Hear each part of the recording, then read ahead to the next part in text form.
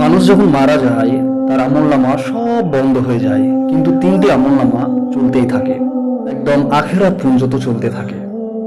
জানেন কি সেই তিনটি আমলনামা কি? আপনি শুনলে অবাক হয়ে যাবেন। প্রথমত হলো দান করা, যেটা আমরা সবসময় অ্যাভয়েড করে থাকি, সবসময় করি না। দান যদি আপনি করে থাকেন এই দুনিয়ার বুকে, সেই দান আপনি আপনি মরার পরেও সেই আমলনামা পাবেন। 2 নম্বর হলো সুসন্তান জন্ম দেওয়া। মানে আপনি এমন একটা সন্তান জন্ম দেবেন আর এমনভাবে শিক্ষা লালন পালন করে রাখবেন এই দুনিয়ার বুকে, সে যেন তোমার জন্য দোয়া খায়রাত করতেই থাকে। 3 নম্বর জ্ঞান দেওয়া। আপনি হয়তো আলেম শিক্ষা কাউকে দিয়েছেন বা ইসলামিক কিছু শিক্ষা দিয়েছেন, ইসলামের পথে নেমে এসছে, সেই আমলনামা আপনার আখিরাত পর্যন্ত পেতে থাকবেন। আপনি মারা গেলেও আপনার আখিরাত পর্যন্ত সেই আমলনামা চলতে থাকবে।